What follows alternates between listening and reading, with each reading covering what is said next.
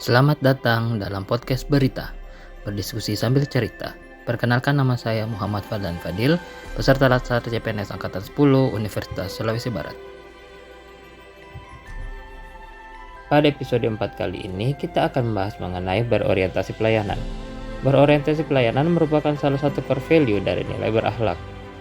Definisi dari pelayanan publik, sebagaimana tercantum dalam Undang-Undang Pelayanan Publik, adalah kegiatan atau rangkaian kegiatan dalam rangka pemenuhan kebutuhan pelayanan sesuai dengan peraturan perundang-undangan bagi setiap warga negara dan penduduk atas barang, jasa, dan atau pelayanan administratif yang disediakan oleh penyelenggara pelayanan publik. Menurut Lembaga Administrasi Negara, pelayanan publik adalah sebagai segala bentuk kegiatan pelayanan umum yang dilaksanakan oleh instansi pemerintahan di pusat dan di daerah dan di lingkungan BUMN, BUMD dalam bentuk barang dan atau jasa baik dalam pemenuhan kebutuhan masyarakat. Sedangkan menurut Agus Duyanto, pelayanan publik sebagai semua jenis pelayanan untuk menyediakan barang dan jasa yang dibutuhkan oleh masyarakat yang memenuhi kriteria, yaitu merupakan jenis barang atau jasa yang memiliki eksternalitas tinggi dan sangat diperlukan masyarakat, serta penyediaannya terkait dengan upaya mewujudkan tujuan bersama yang tercantum dalam konstitusi maupun dokumen perencanaan pemerintah, baik dalam rangka memenuhi hak dan kebutuhan dasar warga, mencapai tujuan strategis pemerintah, dan memenuhi komitmen internasional.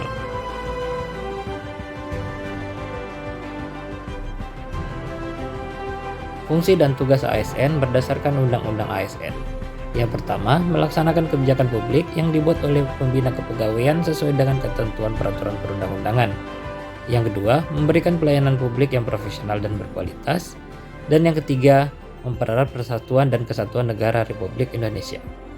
Penyelenggaraan pelayanan publik. Unsur penting yang harus ada, yang pertama, ASN sebagai penyelenggara. Yang kedua, publik masyarakat sebagai penerima layanan. Yang ketiga, kepuasan masyarakat atau pelanggan atau customer satisfaction. Masyarakat dalam Undang-Undang Nomor 25 Tahun 2009 adalah seluruh pihak, baik warga negara maupun penduduk sebagai orang perseorangan, kelompok maupun badan hukum yang berkedudukan sebagai penerima manfaat pelayanan publik, baik secara langsung maupun secara tidak langsung. Kemudian penyelenggara pelayanan publik menurut Undang-Undang Nomor 25 Tahun 2009 tentang pelayanan publik adalah setiap institusi penyelenggara negara, korporasi, lembaga independen yang dibentuk berdasarkan undang-undang untuk kegiatan pelayanan publik, dan badan hukum lain yang dibentuk semata-mata untuk kegiatan pelayanan publik.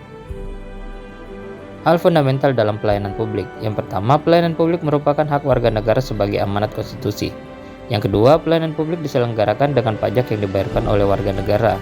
Yang ketiga, pelayanan publik diselenggarakan dengan tujuan untuk mencapai hal-hal yang strategis bagi kemajuan bangsa di masa yang akan datang. Yang keempat, pelayanan publik memiliki fungsi tidak hanya memenuhi kebutuhan-kebutuhan dasar warga negara sebagai manusia, akan tetapi juga berfungsi untuk memberikan perlindungan bagi warga negara. Prinsip dalam pelayanan publik. Yang pertama, partisipatif. Pemerintah perlu melibatkan masyarakat dalam merencanakan, melaksanakan, dan mengevaluasi hasilnya.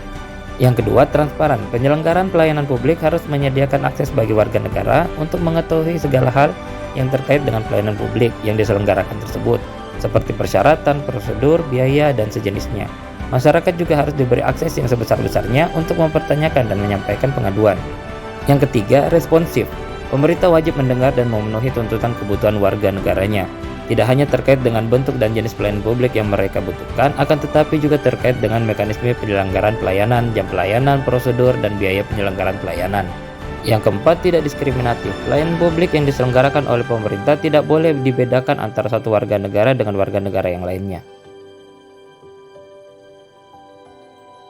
Yang kelima, mudah dan murah. Mudah artinya berbagai persyaratan yang dibutuhkan tersebut masuk akal dan mudah untuk dipenuhi. Murah dalam arti biaya yang dibutuhkan oleh masyarakat untuk mendapatkan pelayanan tersebut terjangkau oleh seluruh warga negara.